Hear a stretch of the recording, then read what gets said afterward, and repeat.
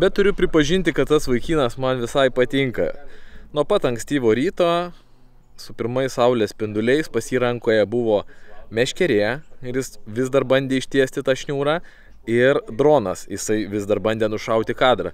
Šitie būdų hobiai man yra labai, labai artimi ir mylimi, todėl kad manau, viskas mums bus gerai.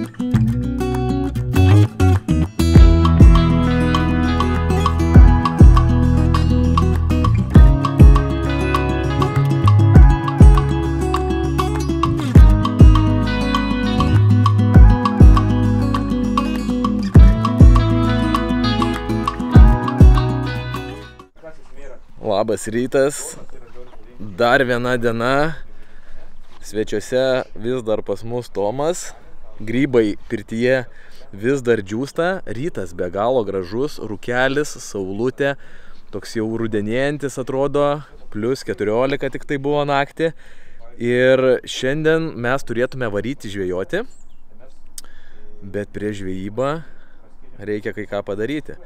Tomas norėjo pažvejoti, tai reikia patikrinti jo užsispyrimą, reikia jam mesti iššūkį. Jeigu jis jį vykdės, tada galėsim varyti žvejoti. Žiūrėkit, chebra, sorry, kad pertrauksiu. Mes turim dabar situaciją. Tomas nori išlėkti į aikštelę pažvejoti, o mes turim jam sugalvoti kokį nors iššūkį, kad jisai įrodytų, kad tikrai nori. Kaip manai, ką mes jam pasiūlyti galim? Skrobliukas. Skroblaus terapija. 3 minutės, 3 minutės skroblaus. 3 minutės skroblaus terapijos. Žiaurus tie dzūkai man. Kaip manai, kiek temperatūra? Ką žinau, bus turbūt 12-13. Gerai, mėgsti tokią temperatūrą? Oi ne. Aš kaip žemaitis tikras lengviau pasikasau, nei maudausi. Tai gerai, galėsi kastytis po vandeniu tada, nes skrusdėlytės laksto, žinok, per kūną. Žiaurus bus. Hebra, jeigu numirsiu, sušalisiu, tai jau žinosit, nu ko. Kur rasti. Jo. Žodžiu, važiuojam, iššūkis priimtas, nori žvejoti, reikia pirmą pajausti, koks yra vanduo, kaip jaučiasi žuvis tam vandenį. Tai nuo to ir pradėsim tada, pakuojamės, renkamės rankšluosčius ir einam pabūt biškį vėsoj. Va, galiausiai atsibeldėm iki skroblaus ir metas dabar iššūkiuje, ne? Tai jo. Paulius atsakingas už laikrodį. Aš atsakingas už fotiką, o tu, kai tik įlysim, turi prasikvėpuoti giliai ir per 3 minutės turėsi papasakoti, kaip tavo rankose atsidūrė muselinė meškerė. Okay. Ir turi tam 3 minutės, kol mes būsim vandenį.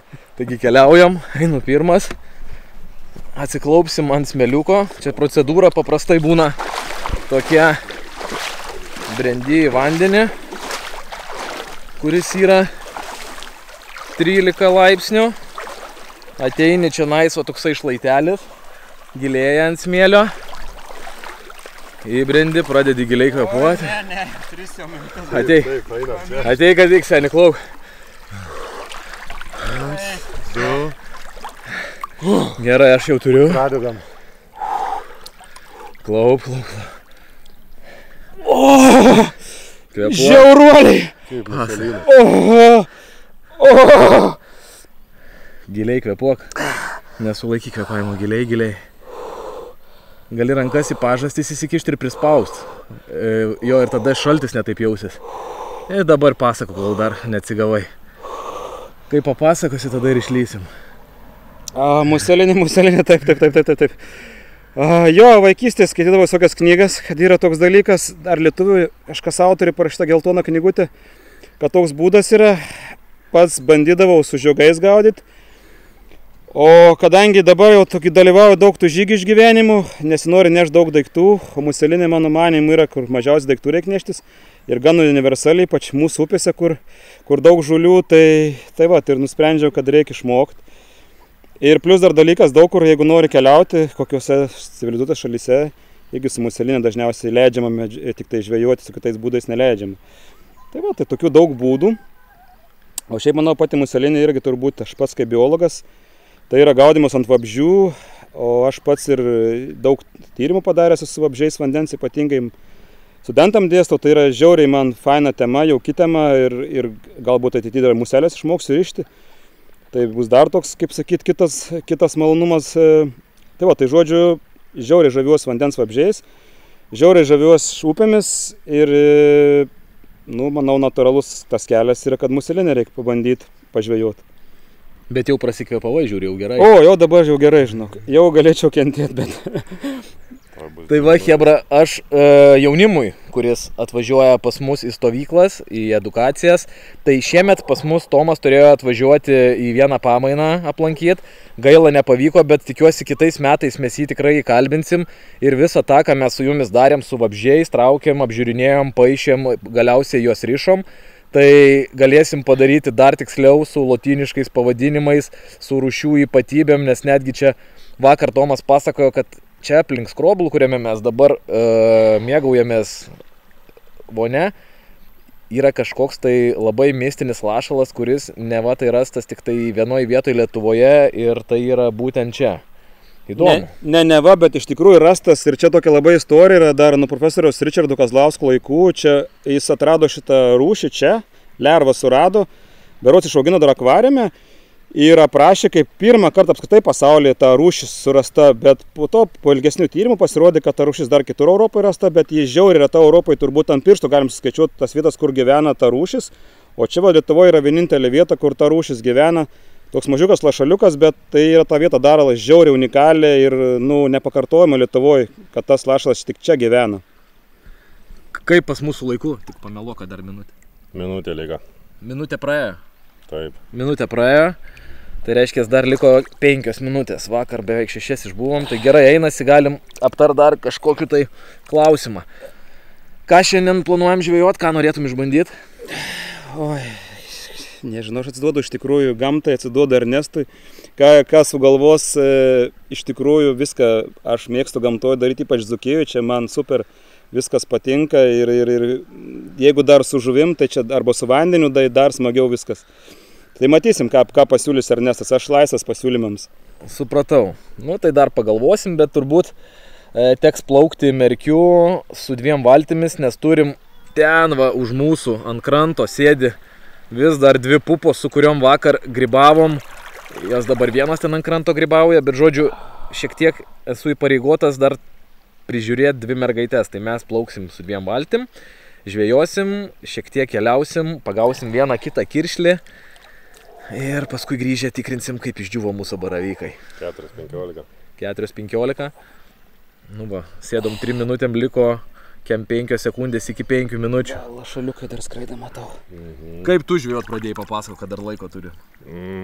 Per vasaros atostogas sodė kiekvieną vasarą Levenį, Panevėžį. O muselinė iš kur užmatėjai?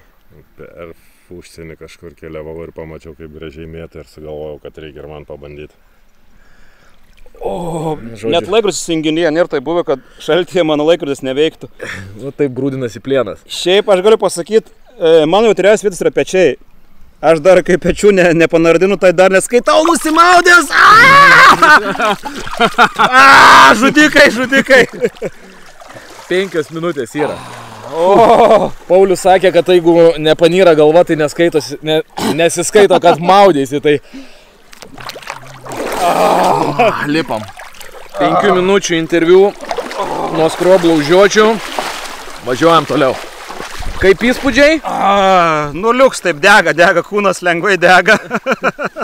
Gal kažkaip išgyvensiu. Bet geriau už kavą, ne? Jo. Matysiu, gal, žinai, neparlyžuos mane prie kranto. Ne, dabar seni. Dabar vaikščiasi va tiek virš žemės, pamatysi. Grįžom nuo Skroblaus, diskusijos įsisiubavo. Ir dar paskutinis darbelis prieš išplaukiant žvejoti, tai reikia patikrinti baravykus. Atsimenat, vakar uždėjom baravykus. Tai einu į pirtelę, mes nuo ryto vis po malkelę užmetam, pasitikrinam, kaip vyksta procesas ir tada ramiai galima ruoštis žvejybai. Važiuosim žvejot, Laimucka?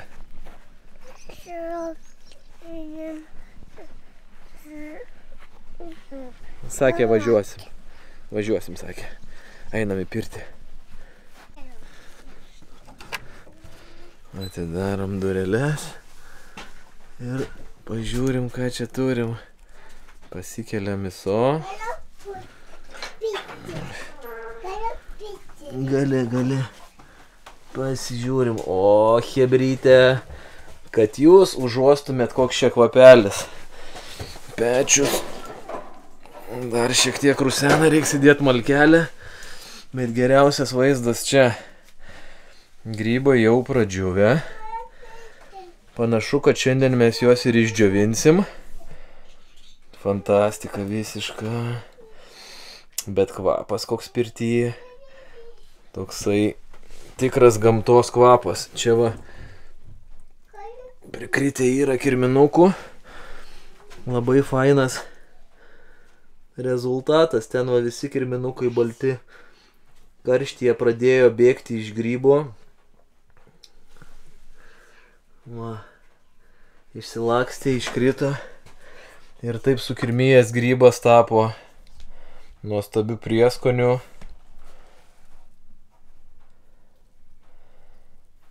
Gavosi mažiau nei tikėjausi. Galvojau kažkam lauktuvių. Bet gavosi. Temperatūra irgi puikiai pagal planą. Ir pagal rekomendaciją turėjo būti 5 laipsnių. Tai tiek ir turime. Super. Kitais metais žinosim, ką daryti su baravykais. Ką tu čia darai? Va. Su tokiu ekipažu reikės dabar plaukti. Gerai, kad šiltas oras. Tu žinai, kad tu turėsi pietų miegelį miegot. Parodom, kur miegosim pietų miegelį. Žiūrėk. Išplaukiam trumpam pažvejojimui ir pasiėmėm truputį įrangos. Tai čia nais vaikam paklosiu lovą su vaizdu į debesis, porą pagalvėlių. Jūs čia gulėsite. Tėtis irkluos, o dėdė žvejos, gerai? Palauk, nelipk šlapę, tai reikia persirengti dabar. Duokit 5, bus žiauriai smagu. Pem. Va toks miegamasis, toks pietų miegelis pas tėtį. Ne vežimukė, ne mašinoj ir tikrai ne namie. Šiandien miegosime ant vandens. Jee! Nu, kaip vandeniukas, nešaltas? Nešaltas. Žiūrėk, dabar mes tave nuprausiam. Rankas plauk. Gerai. Dabar stok čia naisva, kur švaru. Gerai, nusirengiam. Pasikeisim pampersą ir pokaldryti. Žinok, aš pats norėčiau, kad mane kas taip paplukdytų ir pamiegot pietų miegelį. Tikrai pasirašyčiau. Šitą momentą aš buvau numatęs. Už tai paėmiau rankšluostį. Magosiu. Taip, Seva, tu magosi. Gerai. Gerai, nusiim gulk. Gulk. Jo, gulam. Ant kojyčių užmetam dekutį.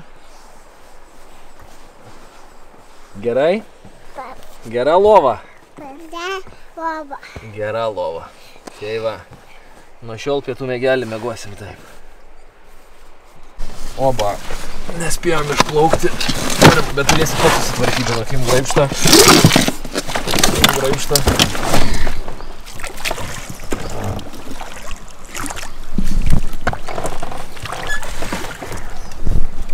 Jo, come on.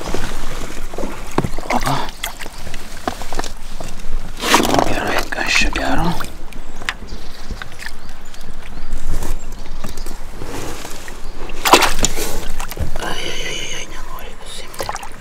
Visai neblogas.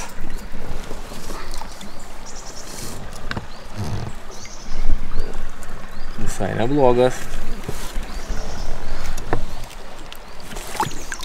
Nu ką, pirmas krišlys. Čia tokia biškutį varškietinė žvejyba, nes pradėjom nuo plaukimo, todėl kad dar merginos neužmigdytos, jos dar nemiega ir be to mums reikia susipažinti su nimfiniu pravedimu. Tai pradėjom nebraidant, o plaukiant. Vis tiek principas tas pats, kaip plukdyti nimfą, kaip jinai ant įtempto valo turi elgtis. O po to, kai vaikai užmigs, sustosim ir pabraidžiat. Kaip įspūdis? Liuks. Kuo daugiau žuvų, tuo geriau. Tuo greičiau išmoksiu. Nu, čia primena man žeminė žvejyba, kurios aš nelabai mėgėjęs, bet principas panašus yra. Opa, dar vienas. Merginos vis dar nemiega, tai mums iš valties tenka žvejoti.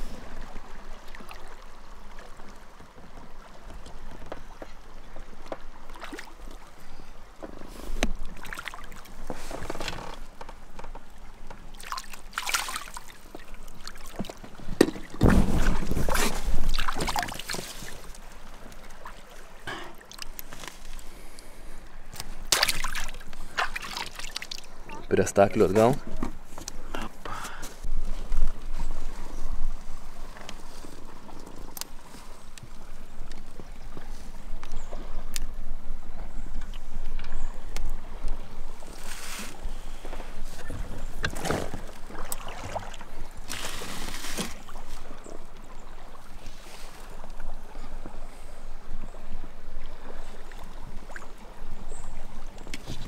Yra?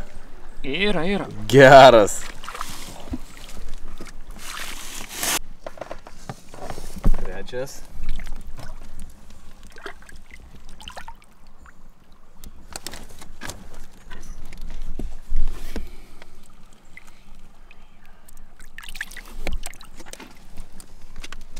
Neblogai, toj galėsim traukti, pabandyti šapalinę, pamėtyti su vabalu. Galiausiai merginos užmygo ir nuo puvočių teko daplaukti iki panoramkės, kol jos užmygo. Bet va, ten gale valtyje dvi princesės jau snaudžia.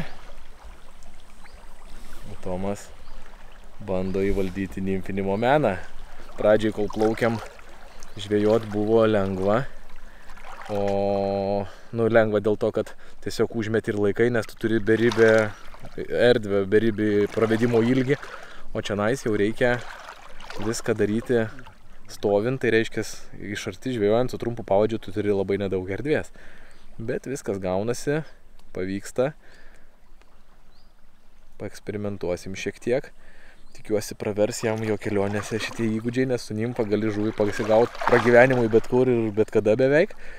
O paskui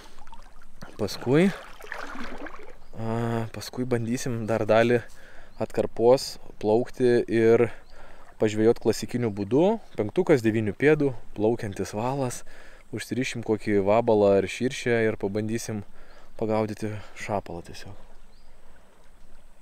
Bet tai kai šitom vaikystė, ką? Guli savo valtelėje, vanduo teliškuoja, iš galvos skraido laumžirgiai, saulutė bučiuoja skruostus. Nuostabi dokumentika, kaip užaugs, galės žiūrėti šitą video ir juoktis, kai tėvo darželis, tėvo priežiūra. Ne pasivažinėjimas po parką, o pasiplaukimas po merkį. Nuostabus laikas.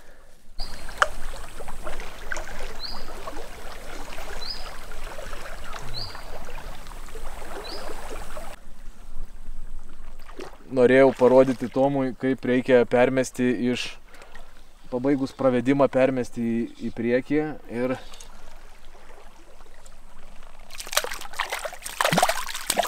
parodžiau.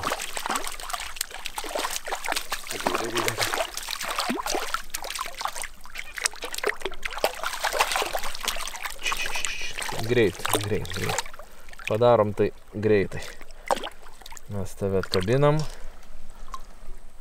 Parodom chebrai ir paleidžiam. Žodžiu, va taip reikia daryti. Reikia paimti meškerę ir ištraukti žuvį. Mest nereikia nieko, kaip matėjai. Nes užmetęs buvai tu, aš tik tai perėmiau meškerę ir užkibo.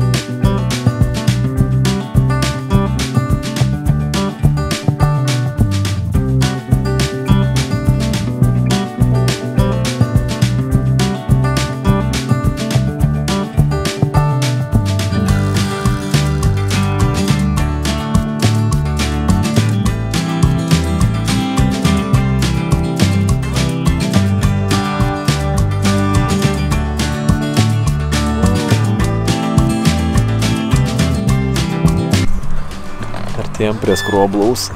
Aš stengiuosi ir irkluot, ir filmuot, ir migdyti, ir komentuot. Tai biškutį pavargau ir šiek tiek sudėtinga. Bet bandome pagauti šapalą jau su klasikinė muselinė. Aš kol rodžiau pagavau vieną aukšlę. Kol kas Tomui, va buvo aukšlė. Kirtai ir atsikabino. Matei? Žodžiu, kol kas nieko rimto neužkybo ir mums liko labai nedaug laiko, nes užsižaidėm su nimfa, o jau skroblų užuotis. Tuoj lipsim kaime, bet manau, žvejyba mums pavyko palyginti su to, kokias mes turėjome iššūkiovas sąlygas. Pilna valtis vaikų, vienas kitas girtas baidaristas ir taip toliau ir panašiai. Nu ką, mūsų ne kempinis, bet turbūt žvejyba ir stovyklavimas Dzūkijoje į pabaigą. Tai šiandien daug žvejojom, daug praktikos buvo, kurios visai neturėjau museliaujant. Tai pamokė mane kaip su nimfa, su skęstančiu žodžiu vabalu žvejot, su plaukiančiu vabalu žvejot. Tai visai faina buvo, sakykime, pagavom ir tų kiršlių turbūt 3-4 pagavom. Ir, nu, šiaip technika, man svarbiausia buvo technika išmokti, kaip ten pravesti, kaip žodžiu prilaikyti. Tai jaučiuosi tikrai patobulėjęs.